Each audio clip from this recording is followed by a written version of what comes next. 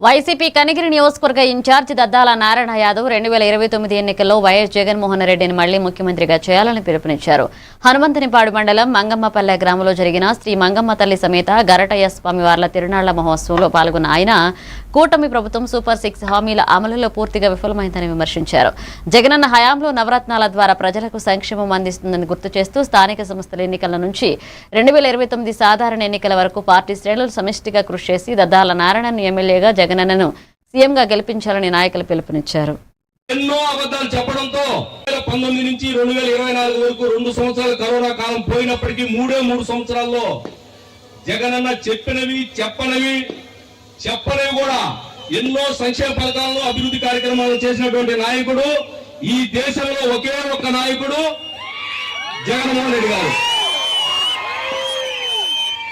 అయితే ఈ 3 పార్టీలు కూటమిగా ఏర్పడి ఎన్నో అబద్ధాలు చెప్పడంతో కొంత ప్రజలు అలా మొగ్గు చూపటం, వాటితో పాటు ఈవీఎంల మోసంతో గెలిచినటువంటి పార్టీ ఈ కూటమి పార్టీ.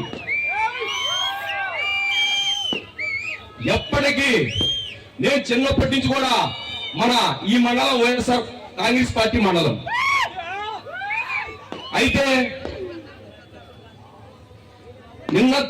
నిన్న జరిగిన ఎలక్షన్ల తర్వాత నుంచి ఇక్కడ ఈ మండలంలో గాని, ఈ రాష్ట్రంలో గాని, ఈ నియోజకవర్గంలో గాని వైఎస్ఆర్ కాంగ్రెస్ పార్టీ నాయకుడు ఏమయ్యా మిరిచినటువంటి హామీల్ని నెరవేర్చలేదని అడిగిన ప్రతి ఒక్క వైఎస్ఆర్ కాంగ్రెస్ పార్టీ నాయకుల మీద, జగనన్న సైనికుల మీద కేసులు పెట్టడం, డైవర్షన్ పాలిటిక్స్ అలవాటు పడి ఈ విధంగా నెట్టుకుంటూ 2 సంవత్సరాలు కాలయాపన చేశారు. 2019 నుంచి 2024 వరకు 2 సంవత్సరాల కరోనా కాలం పోయినప్పటికీ 3 సంవత్సరాల్లో జగనన్న చెప్పినవి చెప్పనివి కూడా ఎన్నో సంక్షేమ పథకాలను అభివృద్ధి కార్యక్రమాలు చేసినటువంటి నాయకుడు ఈ దేశంలో ఒకే ఒక్క నాయకుడు.